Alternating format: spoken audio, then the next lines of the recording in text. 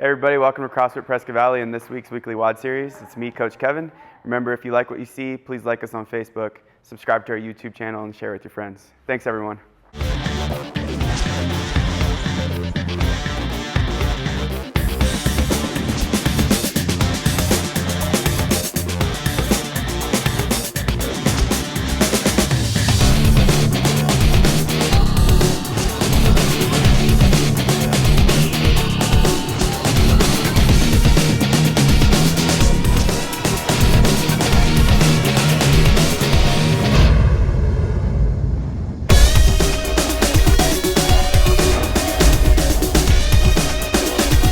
Guys, on this week's episode, we're going to continue on with some gymnastics progressions. This week, we're going to cover the pistol squat. Pistol squat is a one-legged squat, and we're going to go through some progressions with our beautiful coach Laura today. She's going to demo some things because if someone's better at something than you, you have them demo. So pistol squat progressions today, we've got Laura. She's going to demonstrate. First thing we want to make sure is we've got an ample range of motion in the ankles, so she's going to step on the box with one leg.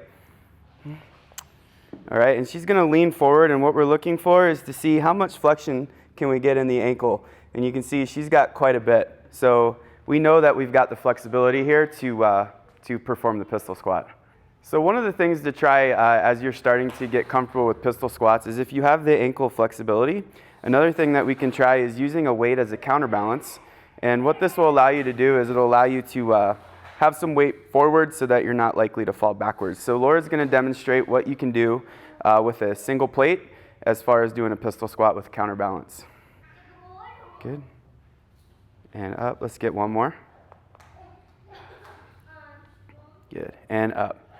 So there's an option that you can try if balance is an issue in your pistol squat. You can use a plate. The heavier, the more balanced you're going to be, and what you could work towards is decreasing the weight that you're using out in front to eventually no weight. Next progression we're going to use is a box progression, and so this is the first box progression. What I'm going to have Laura do is just step on the box with one foot. So she'll have one foot up, and she'll have one toe on the ground. And what we want to do is we want to make sure that when we select our box height that we have one hip crease. Our hip crease is below the knee, which we can see is clearly the case here. And what we're going to have Laura do is as she drives off the floor with her toe, she's going to push through the box with her heel, and she's going to stand up to a supported position, balancing on the box foot. Go. Good. Back down. And go. So here's another progression we can try. Again, hip crease below parallel, one foot on the floor, driving with the toe, driving through the heel, standing up to balance. All right, so the second progression you can try is it's still on the box. And what I'm going to have Laura do is just stand on top of the box. Okay, and what we want to do is we want to have this leg hanging over, and notice that she's now in the finished position of the last progression. So what we're going to do now is we're going to lower ourselves into the squat, and she's going to use as much of the leg as she can to support herself, and when she gets near the bottom, she'll tap the floor with her toe, and then she'll basically incorporate the last progression into this movement. So she's going to go ahead and start squatting, okay? Balancing, balancing, balancing. When she gets there, she'll tap the floor and stand back up to balance. Let's do one more. Balance, balance, balance. Tap the floor, standing back up to balance. Box progression 3, we're getting a little bit more difficult each progression.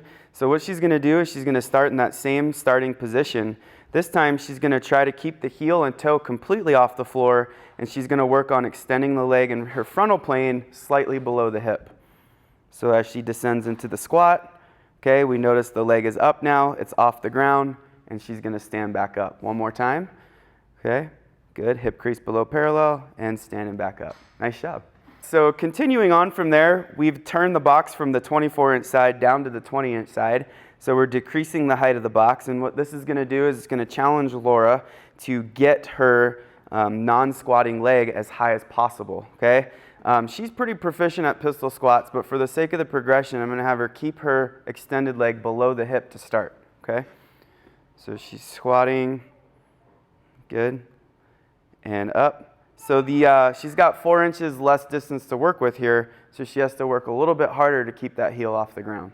And squat, and up, good, nice work.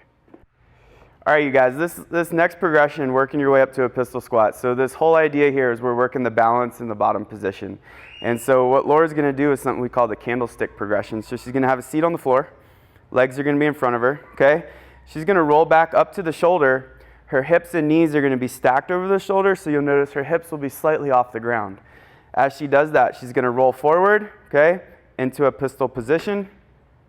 Good, and back down. And one more. Good, and up. Nice work. All right, so we've got a lot of different dynamics happening here. One, okay, is rolling up into the bottom of the pistol, developing that balance, right? And then she rolled back down, came back in, found that same position. Second piece is having that strength to drive up out of the bottom of the pistol. So that is the next progression, working your way up to a full pistol squat. So those are all some progressions that everybody can try as far as getting the ability to get a pistol squat. Any point where you get stuck in a progression is kind of the point where you want to practice. I really recommend that practicing pistol squats, the best way to do that is do a lot of single leg work, lunges, reverse lunges, split lunges, things like that to develop strength. The pistol squat requires mobility, strength, and flexibility in the ankle. So if you work those things, it will really help your pistol squat than just pounding away at pistols. But these are great ways to learn the pistol. So we're gonna have Laura demo, okay? We know that she's got all the things she needs. She's got the strength, she's got the mobility and flexibility, and going through the progressions, we know that she's ready to try a full pistol. So there's a couple things you can do to help yourself out. One thing she's gonna do here, she's gonna grab her extended toe, and this will help her keep her balance, okay? And as she comes up, she's gonna switch sides, okay? As the athlete gets better at that, then we can go ahead and forget about holding that toe, okay? And we can go into pistols. Maybe just two more, good. And good. So I want you to notice that in a pistol squat, the chest or torso is not upright like in an air squat. Actually, what she's gonna be doing is kind of rounding the shoulders forward, okay? And that will help her keep her balance, okay? Good, nice work. You are really good at pistols. So we're gonna get back to our WOD reveal. Hope everyone had a good holiday break, but we're back in the full swing of things. So this week, a workout that we have to look forward to here at CrossFit Prescott Valley is a classic CrossFit benchmark workout, Fight Gone Bad.